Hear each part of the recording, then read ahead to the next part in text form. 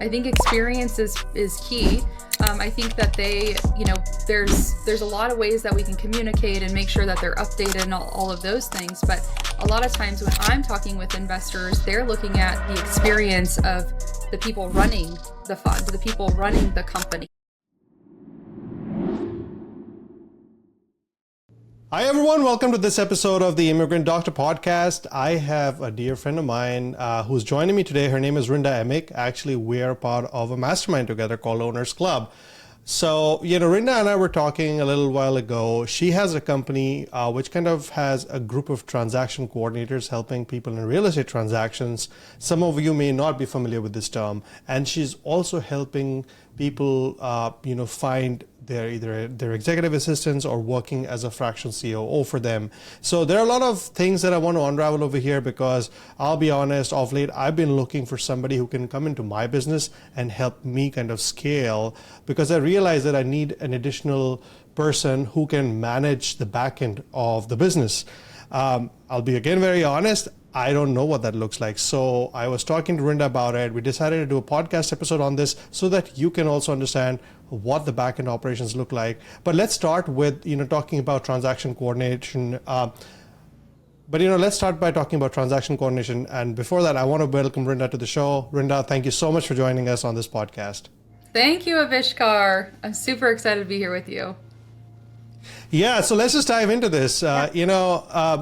I know when I started in real estate, that was before I joined Sub 2, I did not know what a transaction coordinator really is. So can you just walk us through what does a transaction coordinator really do, as far as real estate transactions go? Sure. So it's an interesting term in our investor space because it's a little bit of a made up role. Investors don't typically use transaction coordinators unless there's a realtor involved. In the agent space, in traditional real estate, this is very common. A lot of realtors have their transaction coordinator. And even as a buyer and seller, you typically don't get to see a lot of that process because it's an agent to transaction coordinator relationship. Really focused heavily on the brokerage, what the brokerage needs. So I try, since I am an agent, I would never be a transaction coordinator for the traditional space. So it's almost like I try to separate myself a little bit and go, the best way to explain it is we're really more like an investor's consultant for creative finance. So we are walking the seller, the buyer, the attorneys, the title company through very unique structures of real estate, creative finance real estate. So a lot of people, it's new to them, this foreign language, they don't understand. So we're like this middle translator to all the parties involved. Essentially, as soon as you have a deal like a seller has signed, we take over from there and work through all the communications, including paperwork, escrow. Sometimes that's including, contract changes, that kind of stuff until we close the transaction. So it seems like you're almost working through all the stages of real estate. So when does somebody actually get you involved in a real estate transaction? Is it like when they're looking for a property? Is it like when they've already, have the property under contract? What stage do you come in to help real estate investors with your transaction coordination? Yeah, so I've been fortunate enough to help quite a few people, definitely in our mastermind and outside of our mastermind. And so there's a few different ways that people will work with me directly. One is sometimes I'll JV with people. So they're like, all I want to do is talk to the sellers. And so I'll come in and actually help them with structuring, like what the creative finance structure should actually look like to make it a win-win for both parties. So a JV kind of opportunity is like, I'm going to support you in deal structuring, helping close the seller, getting the contract structured and filled out. So I take over filling out the contract and then running the entire escrow process. And that is one way that I can work with people. The other way that's a little bit more common is somebody has a signed contract and they're like, all I want to do is talk to sellers all day. I hate the paperwork. Just dump it on our desk. And then we take over from there. We get the contract in, we review everything, and then we open up escrow with the title company. And we literally take over everything from the signed contract to the closing table. And then you have people who are kind of in the middle. They're like, I know a little bit, I don't, but I'm still kind of new to this one space. And so we might come in at the stage of, I'm in negotiations, but I just can't figure out the contract piece. And so we'll say, okay, here's what what I'm hearing you say is this the story you're telling? Okay, let me help you make sure that the contract looks right, and then you can get it to the seller to sign. So we truly, that's why I look at it more like a consulting, creative finance, like consulting business, because we can really come in from many different places. Most often it's once somebody, an investor, has a creative contract or a contract signed by the seller, ready to open escrow. That's at the point we would come in. So, of course, all of this comes with some legal and regulatory requirements, right? And you guys are not attorneys. So are you also coordinating with the attorneys, or do you understand the changing regulatory environment? How do you guys navigate those waters to ensure that you're working in a compliant manner? And then, the flip side is like, what differentiates you, I guess, from an attorney who would also take care of a lot of the things that you're doing? Sure. So in commercial real estate, you're absolutely working more so our space is worked by an attorney, right? In a single family kind of transaction, this is typically just an investor and a title company working alongside. So we're basically kind of taking over the things that the investor, the buyer, would be doing. This does not mean, this is kind of a conflicting thing that we have in this space all the time. It's like, well, here, can I just dump my contracts on you and you fill them out? And it's like, I'm not an attorney. I'm not here to actually fill out your contracts unless I'm a party to the transaction. But if I'm not a party to the transaction, I am absolutely not doing that for you. What I do have in our court is our team. We have partner relationships with attorneys. So we not only do we have attorney drafted documents that are standardized, like you can just kind of take those and use them as you please, but we also have attorney partners that we can go to and say, hey, we have a client that's not willing to or doesn't want to fill out the contract. So we have that attorney on hand where we can go to them and pass the information to them. The attorney will draft the contract or whatever other documents are necessary. And then we just basically take it from there with opening escrow. So we are not attorneys. You are absolutely right, Avishkar. And when it comes to commercial and larger assets, this looks very different. This is more like basically a middleman. Attorney says, we need this. So we go, okay, back to our client or the buyer or the seller, and we kind of gather documents and make sure that we have everything. Sure. No, that makes a lot of sense. Now, I'm sure you've seen a lot of nightmare situations, especially in the creative finance world, right? A lot of things are very nuanced and some things can change, terms change, things are more complicated than your traditional real estate, right? So what are some of the due diligence materials that you typically require the investors to have right off the bat so that the process is smooth when they're working with you? So I laugh because it's like you look at these dumpster fire deals sometimes and you're like, oh my gosh, what in your mind makes you think that this is going to work? But it's really a great place for us and for people that can understand contracts to have and the paperwork to come in and step in and really be supportive for investors. So typically it starts with something like the contract, and it starts with, in the creative space, structuring these things and the contracts and the paperwork, it's very foreign to our community that has contracts that were prepared for us.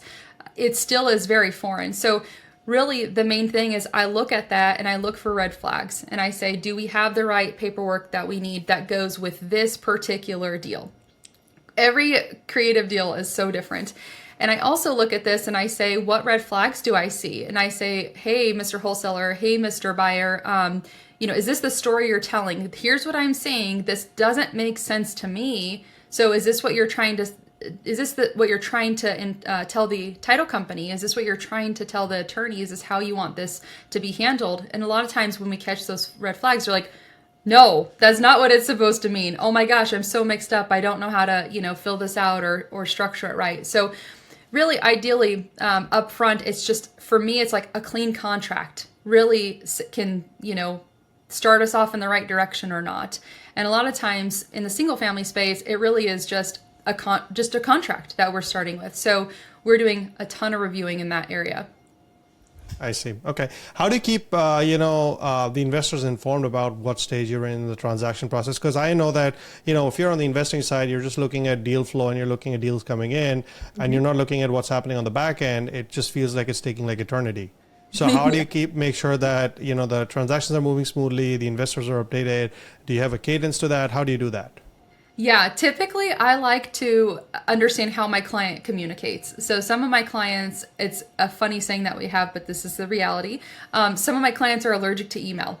So no matter how many emails I send them, they're never going to see them. I'm like, didn't you see the email? They're like, when was it sent? And I'm like, so I have learned that it's best up front to ask them, like, how do you communicate? And then also doing this as much as I have learned this is how they communicate best. Even if they say email is okay, I've got to pick up the phone and actually give them these updates on the phone.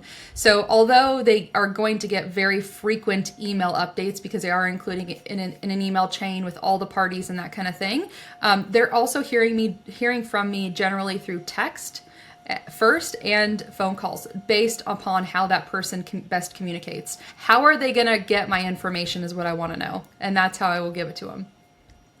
Awesome. And typically, how many transactions is your team handling at any given point in time? And, how do you prevent mix-ups from happening from one transaction to the next? So, Avishkar, this is so good because going through our chat and stuff yesterday. So this TC personality. So I really started this company. I've been in real estate for quite some time, and so I started this company, being able to kind of identify the personality of this transaction coordinator, and they are just such a unique breed of human. Like, they love organization. They love things in their place. They like their checklist. They like, I go in sometimes and I'm like, oh my gosh, this is too organized for me. It's like they are just such a cool breed of human. So, but we use like a project-based software. Monday.com is what we use, and it really is fabulous for just keeping everything organized, tracking progress, looking at. I can pop in there very quickly and say, here's where our entire team is with every transaction, and it's really neat as an owner of the company to be able to do that.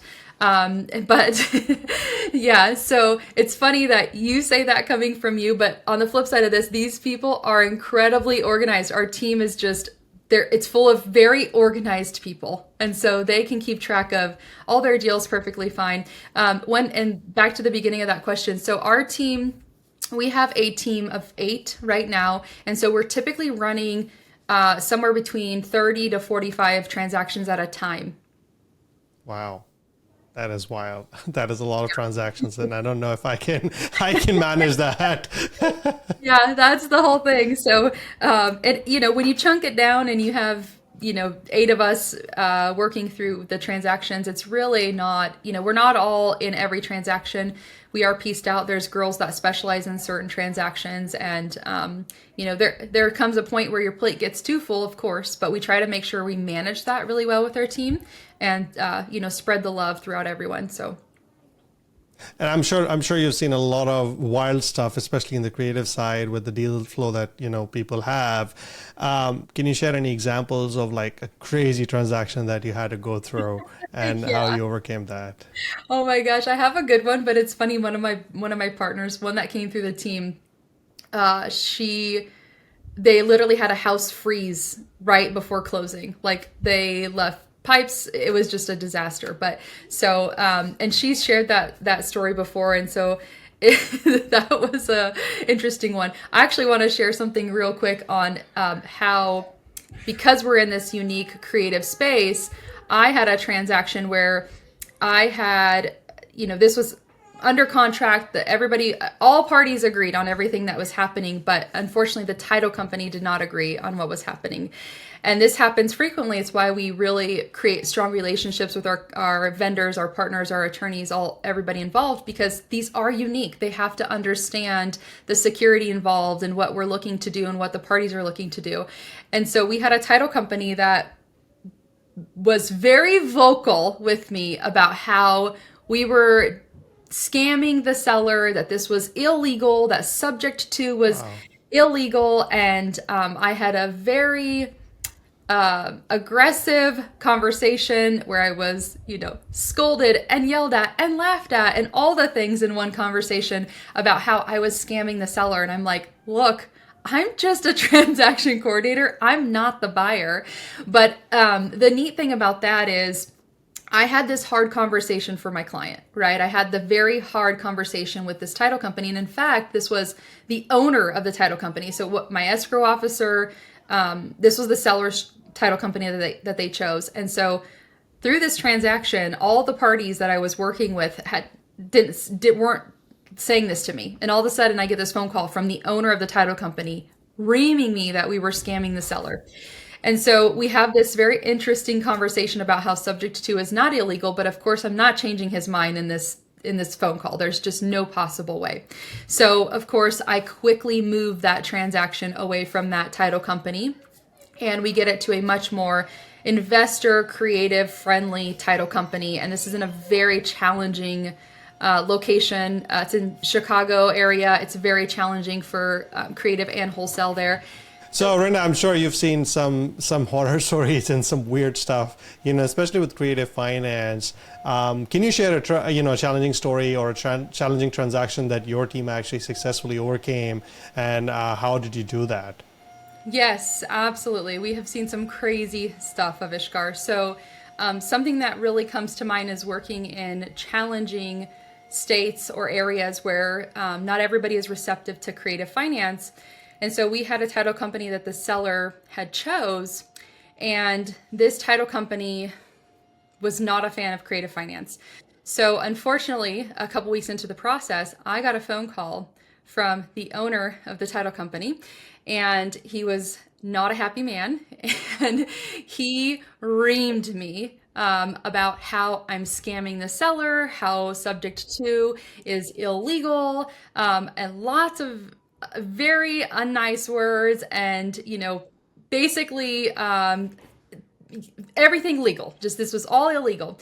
So I quickly had that hard conversation for my client, and then I went back to my client and said, "Hey, here's where we're at.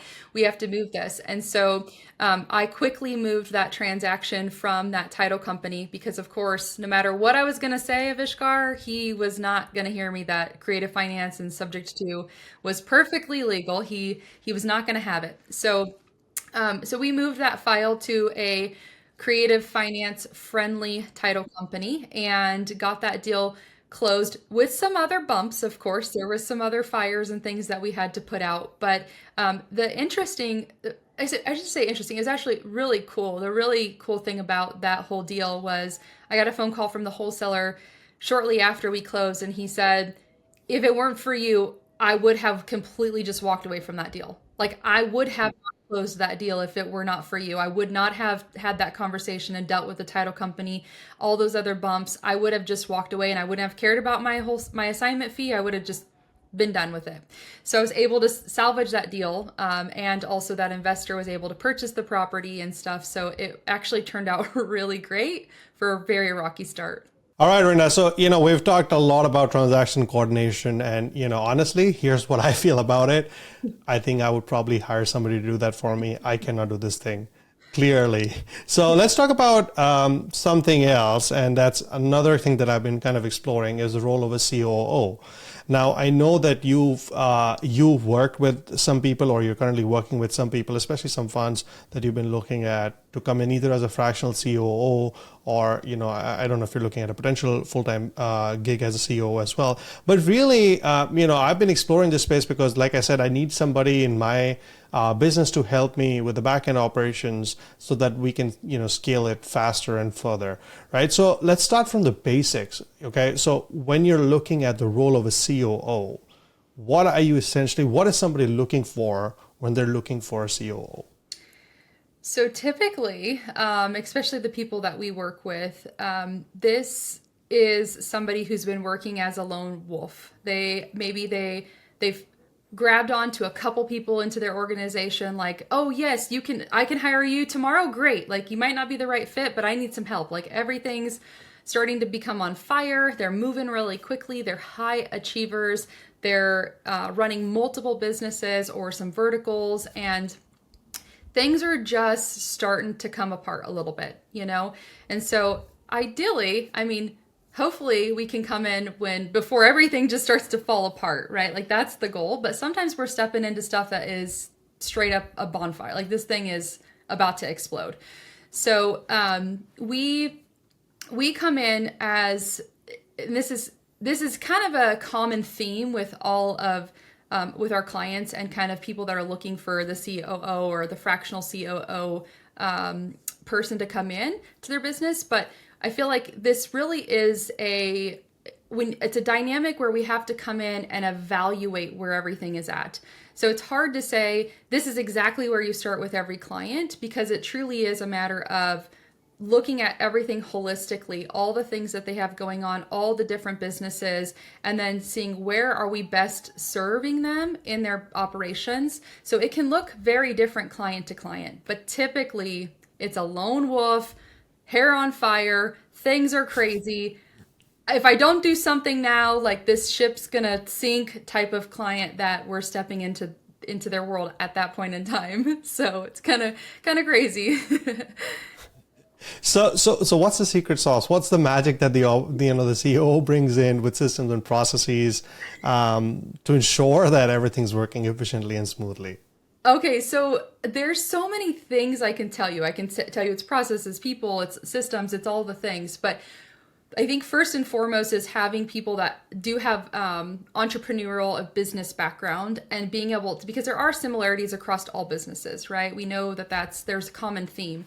But having somebody come in and it's the vantage point of Ishkar. It's like you're in it. It's right here. Everything's on fire. It's all crazy. You're making a bazillion decisions, sometimes a bazillion heavy lift decisions a day. And so your mind is like so cluttered. So when you have somebody that can come in and see your entire organization, all the businesses, all the things operating, how they're operating, who's operating with you from a different viewpoint, it's easy for somebody to come in and go, okay, we're going to look through everything from a different lens, a lens that's not overwhelmed, a lens that's not in, it's not right here in your face dealing with all the stuff. And I think, I don't want to say that's like the secret sauce or magic, but it's almost necessary, right? To have that perspective that's not in the grind right there with you daily, like in the thick of the fire. So I think that is key, is having that outside perspective come in, and somebody that does look through a lens of business, operations, runs businesses, the same kind of lens, coming in with a different perspective. So I guess, as a business owner, owners are always looking to go to the moon, right? They're always looking to scale 10x, 100x, or whatever, right? How do you help manage those expectations of, scaling a business versus making sure that they're on a solid ground and they're profitable from the ground up? Mm-hmm. Yes, that's such a good question, because a lot of the times these people do have multiple things running, right? And so a lot of the times it looks like this one's getting a lot of attention and this one's getting not very much attention right now, and this one's getting like no attention. And so this one's about to fall apart, but this one's going to start making more money. So it is really a matter of prioritizing and strategizing, like what is the best place for us to come in. And typically, so how we look at this when we come in, our proposals are based off of, we start with a 3-pillar kind of proposal. So what are the immediate, what's something tomorrow that I can put in place that's going to alleviate some of the pressure? And what is this next thing within 30 days that we can put in place? And then what are we going to do over 90 days? And typically we're looking at 3 pillars in that person's entire world that are going to make the biggest impact and the quickest for them, so that we can get maybe something that the wheels are about to fall off, get it back on track, and just at least get it to a cruise. Maybe we're not going to make it skyrocket right now, but it's not going to fall apart on him. And so it's really a strategy around what do we have to take care of now and what do we need to accomplish in the next 90 days. In the world that we operate in, especially that I operate in, is a lot of funds, right? So we're getting allocation from private individual investors or other institutional investors into private investments, right? These are all passive investors. So if you come in as a COO, how do you help ensure that passive investors' investments are actually protected from operational inefficiencies or external risks that might be there in the businesses that they're investing in? Yeah. So your system might be completely different than other people's system, right? But essentially, we are coming into this is definitely a role of a lot of management, a lot of who do we have the right people in place?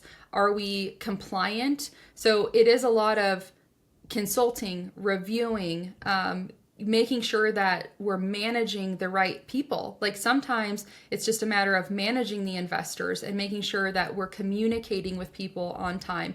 But all of that takes some sort of system in place. And a lot of these very visionary entrepreneurs, like, set the world on fire type of people that are achieving amazing things, they're not great at that side of things. So this is where we have issues with compliance and security and things falling through the cracks that we don't want to fall through the cracks. So having somebody managing the operations is a person that is going to be really good at taking care of updates, legalities, communication, managing all of that, and then putting the people in place to make sure that it stays consistently managed on time. And how do you, how do you contribute as a COO in selection, oversight of, say, asset managers and, the sponsors for the deals and stuff like that? So for us, we have put ourselves into the role first. So for us, before we can really identify who the best person is for that role and helping with the selection and that process, we want to be in that business, in that role, understanding why, because typically there's either not the right person sitting in that role currently, or there's nobody in that role. And so it's kind of this one-man show doing all these different things and not doing them all very well, but doing them all. And so we can come in and go, okay, this role needs somebody to fill it now. So we're actually going to sit there. We're actually going to understand, how is this operating? What does it need? Who's the best fit for this role? And then work in that role for a period of time and then build ourselves out of that role. So we want to understand the operations. We want to understand each piece of the business and all the things that are running really, really well, and or coming into how you've been doing that. How have you been operating in that role, right? What systems are you using? And then maybe we're adjusting that at the same time as we're working in it, perfecting it, making it run a lot smoother. And then we're finding the person that's going to fill that seat. I see. And so, for passive investors that are investing into a growing firm, what are some of the things that they should be looking for in terms of, the operational infrastructure, in terms of the leadership structure, so that they can feel confident that this is the right team to invest in? Sure. I think experience. I think experience is key. I think that there's a lot of ways that we can communicate and make sure that they're updated and all of those things. But a lot of times when I'm talking with investors, they're looking at the experience of the people running the fund, the people running the company. And so I think that that's really key. And of course, not everybody in every seat has a ton of experience with funds or whatever the company is. But as long as the core, the owners and the core people running the company have the experience, I think that is, from investors that I talk to, I feel like that's really a key thing for them. Interesting. Yeah, and I agree with that. I think the experience of the team is super important. And also looking at the different facets of the company, right? Because not every role will be filled by one person, or, even the group of people that are filling those roles have to be right for that particular role. And I think that's where the role of a COO comes in, is to kind of make sure that the right person is hired for each role. Mm-hmm. It's very challenging. You work with a lot. It's the hardest part for people to find stability and scale is hiring the right people and getting those people to stay. And so it's a common theme. It's a common challenge across the board in all businesses. But ideally, if we can be helpful in that, I mean, if we can accomplish stuff like that, we've done a really big piece of how to scale this business and operation. So, Rinda, I have one question for you. How do you ensure alignment between the company's operational goals and the financial goals for the investors that are investing into that company? Oh, okay, that's a good question. So here's from the perspective of coming in fractionally as an operator.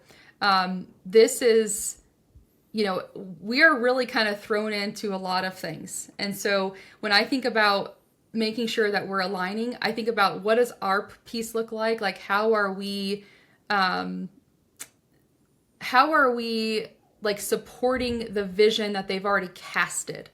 So if you've already casted this vision and you've already brought in investors and the expectation of the investors, what does that look like operationally that we would have to do to support that vision? So the operation piece, like, we're really here as a major support for your vision. So if you're putting out, these are the numbers, these are the projections, and this is how we're going to get there.